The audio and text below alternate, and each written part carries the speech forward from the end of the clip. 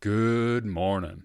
This is Pastor Jason of Kona Faith Center with the word for today. And the word for today is faith.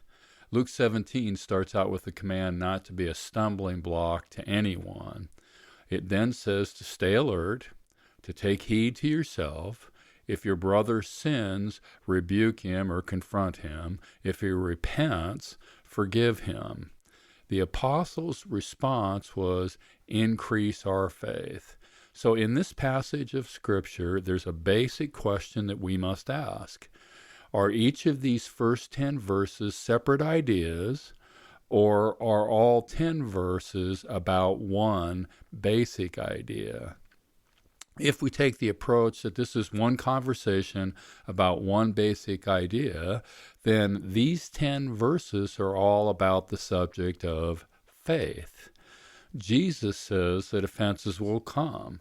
When they do come, we're supposed to rebuke the brother that sins, and when he asks for forgiveness, when he repents, we are to forgive him, no matter how many times.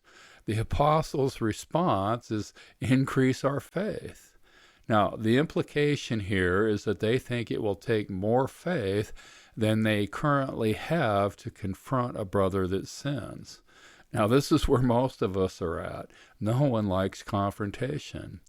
And then they think it's going to take more faith to forgive a brother that's in a repetitive sin mode, that keeps sinning the same thing over and over again. Once again, most of us would probably give up after the first couple of tries.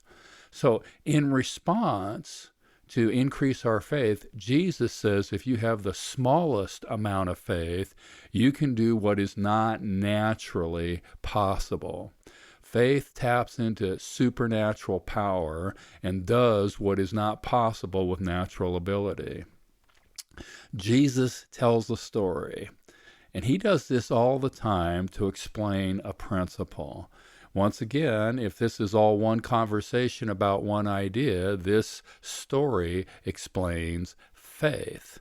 The question then becomes, is the point of the story that faith is our slave, that we should expect faith to work no matter what the situation is, and we should not think it anything but normal for faith to work, nothing but normal to bring the supernatural into the natural? That might be one idea. Or is the question, since you already have faith, remember the apostle said increase our faith, indicating they had some level of faith. So it's the question, since you already have faith, put it to work. This is your duty.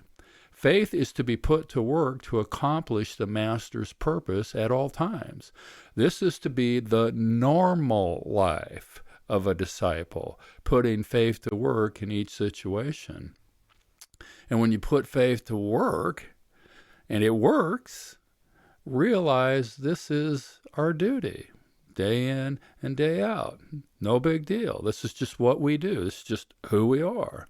Now, to be clear, this is not how most commentators view this passage. They view each verse as to be a completely separate idea, not connected to the other ideas.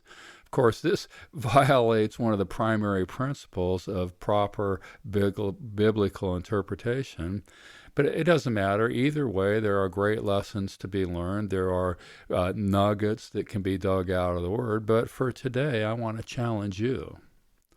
Put the faith you have to work on behalf of the Master as just the normal way of living. Just expect faith to work. Just expect faith to do what it's supposed to do. The word for today is faith. God bless. Check in tomorrow.